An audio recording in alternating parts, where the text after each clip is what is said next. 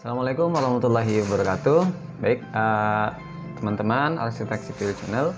Kali ini saya punya sedikit tips ya bagi Anda yang ingin merencanakan mengambil sebuah perumahan yang bersubsidi gitu ya. Jadi banyak teman-teman kita developer yang kemudian sharing-sharing dengan saya. Jadi ada perlu apa saja yang perlu diperhatikan ya ketika kita mau mengambil sebuah perumahan ya. Memang sih dalam hal memilih rumah bersubsidi atau kita mengambil rumah bersubsidi ini tidak langsung kemudian ditempati ya. Memang harus ada renovasi kecil gitu kan. Namun saya garis bawahi bahwa ada hal-hal yang memang perlu diperhatikan ya dalam mengambil rumah bersubsidi. Yang pertama adalah usahakan membeli rumah bersubsidi itu dalam tahap pengerjaan ya. Nah, maksudnya apa? Supaya kita bisa melihat materialnya, ya, pekerjaannya, bahkan kita bisa melihat struktur tanahnya seperti apa. Gitu.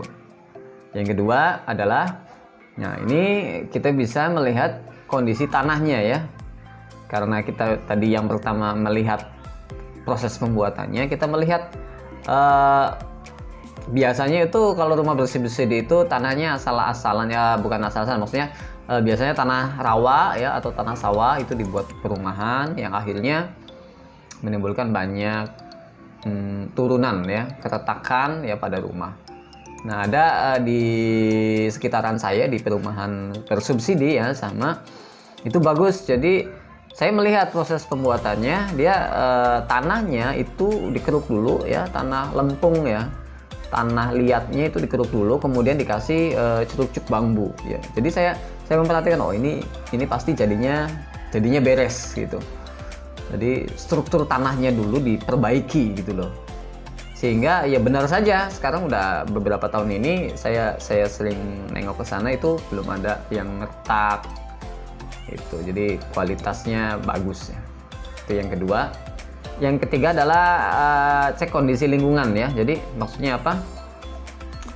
Lingkungan ini penting karena bisa jadi di lingkungan itu ternyata banyak banjir.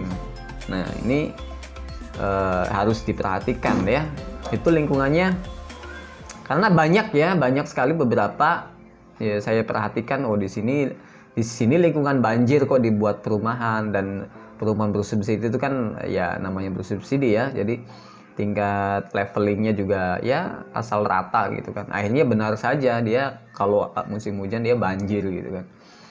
Nah, itu juga harus diperhatikan. Kemudian apalagi, tanyakan fasilitas pendukung ya kepada si developer. Pendukungnya apa? Misalnya bagaimana salurannya ya, seperti apa sistem drainasenya. Yang penting asal ada sistem drainase ya yang baik ya, karena itu juga sangat urgen ya, pasung itu. Kemudian fasilitas misalnya sampahnya ya, kemana nanti buang sampahnya, ini juga penting. Kemudian kalau ada keamanan, bagaimana keamanan di lokasi itu, fasilitasnya gimana, apakah ada satpam atau apa gitu. Dan kemudian bisa jadi tanyakan sumber airnya ya, airnya. Nah, ini yang penting ya, airnya kualitasnya bagaimana, karena ada beberapa kasus itu biasanya dia keruh airnya atau ya nggak ada airnya sama sekali gitu. Kalaupun pakai misalnya PDAM, bagaimana kualitasnya, bagaimana debit air yang keluarnya seperti apa. Nah, itu juga penting. Perhatikan material utama ya, seperti struktur ya,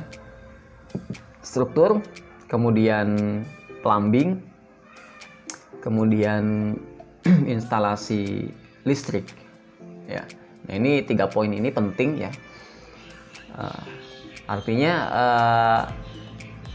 katakanlah kalau misalnya plesteran, keramik, karena ini rumah bersubsidi, mungkin bisa kita rubah ya. Tapi kalau misalnya sudah kolom, balok, pondasi itu sangat sulit dirubah ya. Untuk itu itulah kenapa di awal itu saya katakan lihat proses pembangunannya.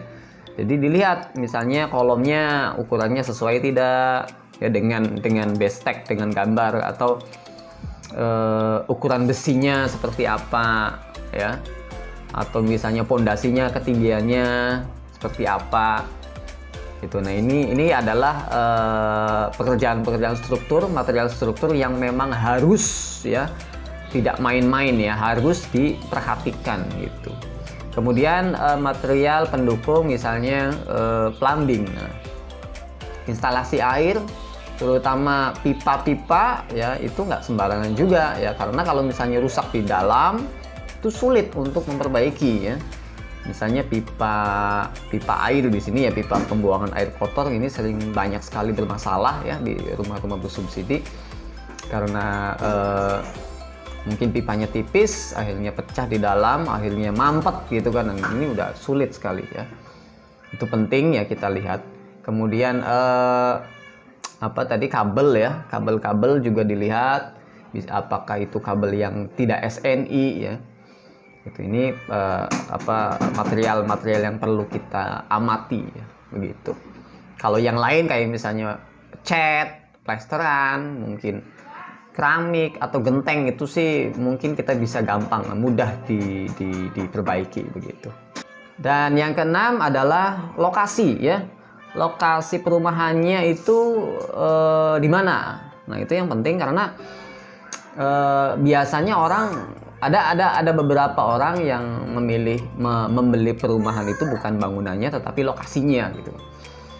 Karena kalau perumahan itu lokasinya biasanya itu sudah tersusun rapi, misalnya jalannya besar, ada salurannya gitu kan, ada fasilitas listriknya, ada fasilitas masjid, fasilitas umum gitu, dan misalnya dekat dengan apa gitu. Nah, biasanya orang juga memilih perumahan karena lokasinya begitu.